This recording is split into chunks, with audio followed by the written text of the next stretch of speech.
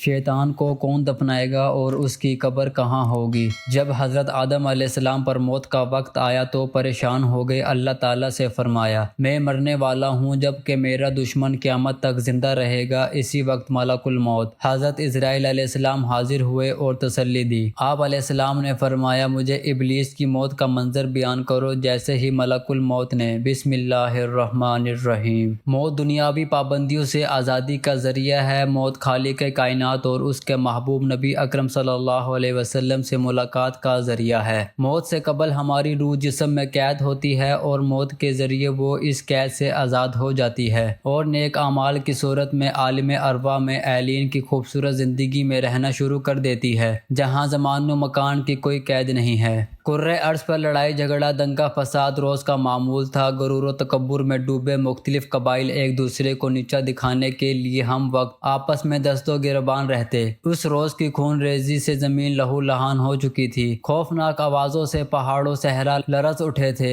خود اہل آسمان بھی مضطرب و متفکر تھے۔ ایسے میں باری تعالیٰ نے جبرائیل امین علیہ السلام کو حکم دیا کہ فرشتوں کی ایک جماعت اس فساد کے اطلاع کما کے لیے زمین پر بھیجی جائے۔ چنانچہ فرشتوں کی ایک جماعت زمین پر اتری۔ اس نے شر پسند عناصر کا خاتمہ کر کے باقی مخلوق کو دور دراز جزیروں کی جانب دھکیل دیا۔ فرشتوں کا کام ختم ہو چکا تھا۔ انہوں نے آسمان پر واپس جانے کے لیے ابھی اڑان بھری ہی تھی کہ ان میں سے چند کی نظر نیچے زمین پر لاشوں کے ڈھیر کے درمیان ایک معصوم نو عمر لڑکے پر پڑی، جو زاروں قطار رو رہا تھا۔ اس کے والدین سمیت پورا خاندان اس جنگ میں کام آ چکا تھا۔ فرشتوں کو اس بچے کی کم عمری اور معصومیت پر ترس آیا۔ انہوں نے حضرت جبرائیل علیہ السلام کے ذریعے اللہ تعالیٰ سے اجازت لی اور اس بچے کو آسمانوں پر لے آئے، جہاں یہ فرشتوں کی زیر نگرانی تعلیم و تربیت کے مراحل طے کرنے لگا۔ اس بچے کا نام عزازیل تھا۔ زمین و آسمان کے وجود میں آنے کے بعد رب العالمین نے دو مخلوقات پیدا فرمائی، ایک نوری اور دوسری ناری۔ نوری مخلوق کو نور سے پیدا فرما کر آسمانوں پر تعینات فرمایا، جو فرشتے کہلاتے ہیں اور نہایت نیک سیرت، معصوم اور فرما بردار ہیں۔ وہ ہر وقت و ہر لمحہ رب ذوالجلال کی عبادت میں مصروف رہتے ہیں، نہ کھاتے پیتے ہیں اور نہ ہی سوتے ہیں۔ ان میں کوئی مذکر و مؤنث نہیں اور نہ ہی ان کی افزائش نسل ہوتی ہے، جبکہ دوسری مخلوق جو ناری کہلاتی ہے اسے بھڑکتی ہوئی آگ کے شعلوں سے پیدا فرمایا۔ اس مخلوق کو زمین پر مقرر کیا گیا، وہ جنات کہلاتے ہیں۔ ان کی اکثریت میں شر کا مادہ بہت زیادہ ہوتا ہے۔ ان میں مؤنث و مذکر بھی ہوتے ہیں۔ لڑائی جھگڑا دنگا فساد ان کا پسندیدہ مشغلہ ہے۔ وہ شادیاں کرتے ہیں اور ان کی نسل بھی خوب بڑھتی ہے۔ عزازیل اپنا تمام تر وقت تسبیح و تحمید اور عبادت الہی میں گزارتا تھا۔ اس کے ساتھ ہی اسے ہر علم کے سیکھنے اور جاننے کا شوق بھی تھا۔ چنانچہ بہت جلد اس نے فرشتوں میں اپنا ایک مقام بنا لیا اور آسمانوں پر فرشتوں کا سردار مقرر فرما دیا گیا۔ اہل آسمان اسے معلم الملکوت کے نام سے یاد کرنے لگے۔ اللہ تعالیٰ نے اسے 4 پروں سے نوازا تھا اور گزرتے وقت کے ساتھ ساتھ اس کے درجات میں بھی اضافہ ہوتا جا رہا تھا۔ فرشتوں میں یہ احساس پیدا ہو چلا تھا کہ شاید اللہ تعالیٰ اس سے کوئی بڑا یا منفرد کام لینے والا ہے۔ اس بات کا کچھ اندازہ عزازیل کو بھی ہو چکا تھا۔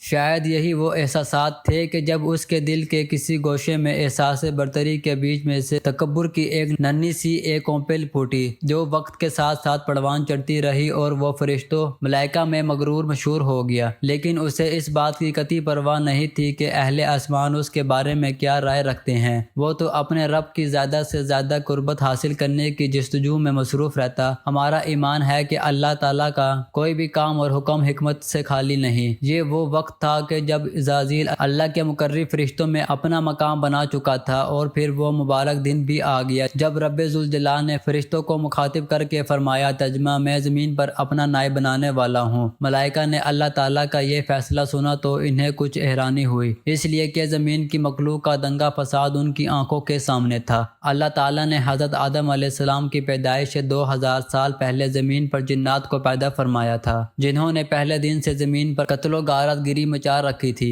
چنانچہ فرشتوں نے عرض کیا، اے پروردگار، یہ زمین پر فساد برپا کریں گے، آپس میں خون ریزی کریں گے، جبکہ ہم تو دن رات تیری تسبیح و تحمید میں مصروف رہتے ہیں۔ اللہ تعالیٰ نے فرمایا، بے شک، لیکن جو کچھ میں جانتا ہوں وہ تم نہیں جانتے۔ چنانچہ فرشتوں نے مشیت الہی الہی کے آگے سر تسلیم کم کر دیا۔ پھر اللہ تعالیٰ نے فرمایا میں مٹی کا ایک انسان بنانے لگا ہوں، پھر جب بنا چکوں اور اس میں اپنی روح پھونک دوں تو تم اس کے آگے سجدے میں گر پڑنا۔ ابلیس کے گروہ نے اسے مردود بنا دیا، اور جب اللہ نے فرشتوں کو سجدے کا حکم دیا تو وہ سب سجدے میں گر گئے، مگر شیطان نے انکار کیا اور غرور و تکبر میں آ کر کافر بن گیا۔ اللہ تعالیٰ نے فرمایا اے ابلیس، تجھے سجدہ کرنے سے کس چیز نے روکا؟ اس نے کہا میں اس سے افضل ہوں، مجھے تو نے آگ سے پیدا کیا ہے اور اسے مٹی سے بنایا ہے۔ اللہ نے فرمایا تو بحثیت سے نکل جا، تجھے شیان نہیں کہ یہاں غرور کرے، پس نکل جا، تو مردود ہو گیا۔ اس نے کہا مجھے روز معاشر تک کی مہلت دے دے۔ اللہ نے فرمایا جا، تجھے مہلت دی جاتی ہے۔ پھر شیطان نے کہا کہ مجھے تو نے معلوم کیا ہے، مگر میں بھی تیرے سیدھے راستے پر چلنے والوں کو بہکاؤں گا، ان کے آگے سے اور پیچھے سے، دائیں اور بائیں سے، غرض ہر طرف سے آؤں گا، اور تو ان میں سے اکثر کو شکر گزار نہیں پائے گا۔ اللہ نے فرمایا یہاں سے ذلیل و خوار ہو کر نکل جا،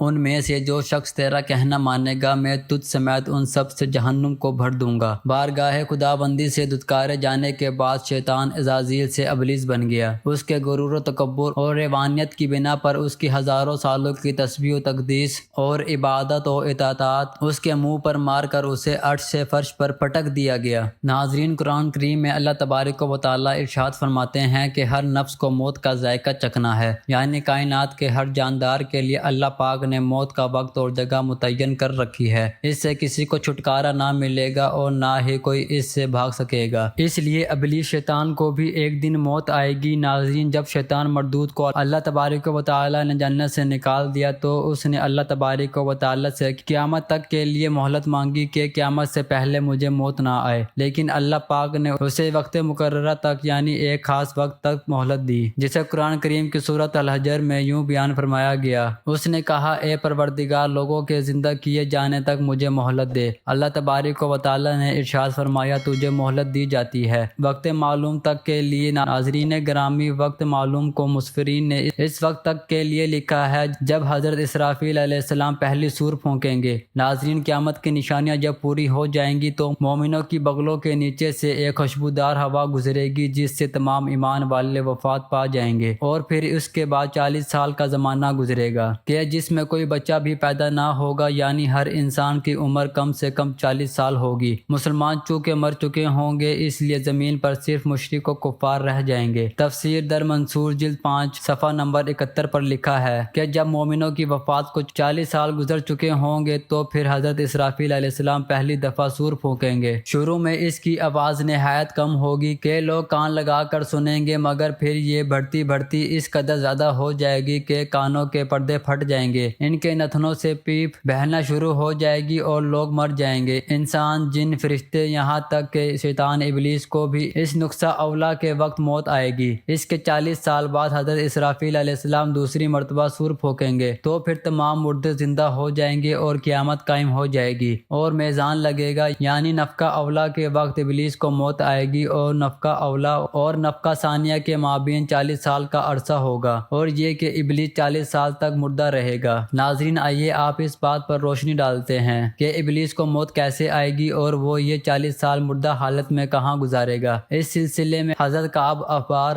رضی تعالی عنہ کی مشہور روایت پیش کرتے ہیں۔ حضرت کعب بن احبار رضی تعالی عنہ ارشاد فرماتے ہیں کہ جب اول بشر یعنی حضرت آدم علیہ السلام کی وفات کا وقت آیا تو وہ پریشان ہو گئے اور اللہ تبارک و تعالیٰ سے عرض گزار ہوئے اے اللہ، میری موت سے میرا ازلی دشمن خوش ہوگا کیونکہ میں مرنے والا ہوں اور وہ قیامت تک کے لیے زندہ رہے گا۔ اسی وقت ملک الموت حضرت آدم علیہ السلام کی خدمت میں حاضر ہوئے اور فرمایا اے ابو آدم، آپ علیہ السلام وفات کے بعد جنت میں رہیں گے جبکہ ابلیس قیامت تک دنیا میں رہے گا، پھر قیامت سے 40 سال پہلے اس کو ایسی موت آئے گی کہ وہ پوری دنیا کے انسانوں جتنی موت کی تکلیف برداشت کرے گا اور پھر جہنم ہی اس کا ٹھکانہ ہوگا۔ حضرت کعب رضی تعالی عنہ مزید ارشاد فرماتے ہیں کہ حضرت آدم علیہ السلام نے ملک الموت سے فرمایا کہ مجھے ابلیس کی موت کا منظر بیان کرو۔ ملک الموت علیہ السلام نے ابلیس کی موت کا حال بیان کرنا شروع کیا تو وہ اتنی دردناک موت تھی کہ حضرت آدم علیہ السلام اپنے آنسو پر قابو نہ رکھ سکے۔ لوگ حضرت کعب احبار رضی تعالی عنہ سے عرض کرنے لگے ہمیں بھی ابلیس کی موت کا کچھ منظر بیان کریں۔ لوگوں کی بے جا فرمائش پر حضرت کعب رضی تعالی عنہ نے ابلیس کی موت کا منظر یوں بیان فرمایا۔ اللہ تبارک و تعالی ملک الموت سے فرمائے گا میرے غضب اور غصے غصے کا لباس پہن کر جاؤ، ابلیس کی روح قبض کرو اور ابلیس سے تمام انسانوں اور جنوں سے زیادہ سختی کرنا۔ جب ملک الموت علیہ السلام غضب و غصے سے بھر کر موت کے فرشتے کے ساتھ ابلیس کی روح کو قبض کرنے آئیں گے تو جو بھی آسمان اور زمین پر ہیں ان کو دیکھ لے گا، وہ فوراً ہی مر جائے گا۔ جب ملک الموت علیہ السلام ابلیس کے پاس پہنچیں گے تو وہ دہاڑے مار مار کر روئے گا۔ پھر شیطان کو موت کی تکلیف دی جائے گی جو کہ ساری مخلوق کی تکلیف سے بھی زیادہ ہوگی۔ ابلیس گھبرا کر مشرق کی جانب بھاگے گا تو کبھی مغرب کی جانب، لیکن ہر طرف اپنے سامنے ملک الموت علیہ السلام کو پائے گا۔ سمندر میں چھپنے جائے گا تو سمندر اسے جگہ نہ دے گا۔ آسمان کی طرف بھاگے گا تو وہاں مقرر فرشتے اس کو آگ کے کوڑے ماریں گے۔ حضرت آدم علیہ السلام کی قبر کے پاس کھڑا ہو کر کہے گا، اے آدم، تمہاری وجہ سے میں معلون و مردود بنا، کاش کہ تم پیدا ہی نہ ہوئے ہوتے۔ پھر ملک الموت علیہ السلام سے کہے گا، کتنی سختی اور تکلیف کے ساتھ میری جان نکالو گے؟ ملک الموت علیہ السلام فرمائیں گے، جتنے لوگ جہنم میں ہیں ان سب کی موت سے کہیں زیادہ تکلیف اور سختی کے ساتھ۔ یہ سن کر شیطان تڑپنے لگا اور چیختا چلاتا ادھر ادھر بھاگنے لگا۔ پھر ایسی جگہ پہنچ جائے گا جہاں اس نے جنت سے نکلنے کے بعد پہلا قدم رکھا تھا۔ وہ جگہ آگ کے انگارے کی طرح سرخ ہوگی، زمین چنگاری کی طرح ہو جائے گی اور زبانیہ فرشتے اس کو گھیر لیں گے اور زنبوروں اور آروں سے اس کو چیریں گے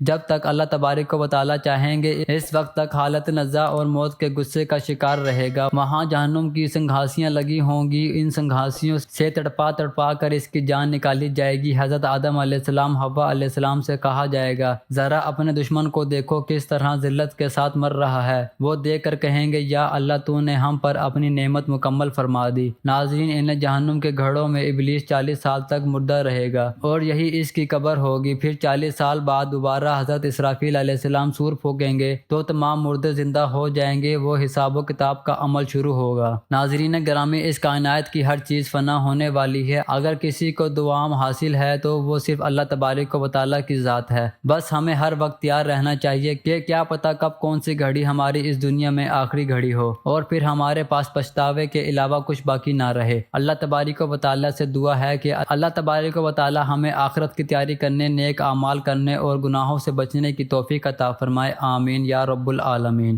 ناظرین، کمنٹ باکس میں اللہ تعالیٰ کے 99 ناموں میں سے ایک نام ضرور ٹائپ کریں۔